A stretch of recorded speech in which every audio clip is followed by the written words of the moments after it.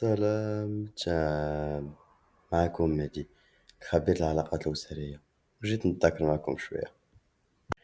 اليوم غادي نهضروا على واحد الموضوع مهم بزاف في حياة كل واحد فينا، هو كيفاش المراهق كيبني الهوية ديالو، كيعرف راسو.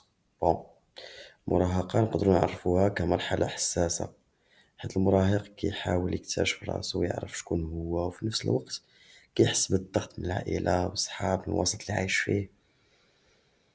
نقدروا نبداو بعدا بالتأثير ديال الأسرة، حيت هي البيئة الأولى اللي كيتعلم المراهق القيم والعادات والتربية فيها. مثلا إلا كانت العائلة مهتمة بالعلم، المراهق غالبا كيكون غادي يحس براسو طموح وباغي يدير شي حاجة ويتثقف راسو أكتر. ولكن راه المراهق مرات كيحس برغبة باش يجرب أشياء جديدة بعيدة على اللي تربى عليها، بحال ممارسة الهوايات الجديدة، اختيار الأصدقاء مختلفين على الذوق ديالو. ملي كيدخل المراهق عالم الأصدقاء والمدرسة كيولي يتأثر بالأقران ديالو قوي بزاف. الأصدقاء كيعطيوه نموذج باش يتعلم كيفاش يتعامل اجتماعيا، كينقص عليه باش يلقى قبولهم.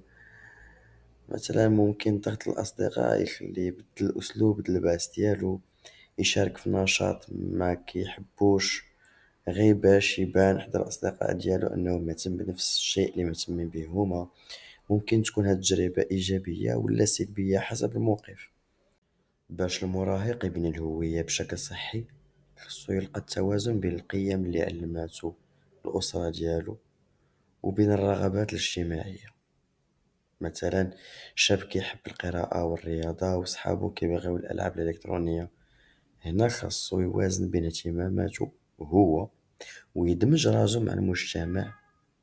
بحال القصة ديال ليلى اللي كانت كتحب الرسم وصحاباتها كيشجعوها على الغناء والتمثيل، كتورينا بلي المراهق يقدر يجمع بين الشغف ديالو والانتماء الاجتماعي ديالو بلا ما يخسر ذاته.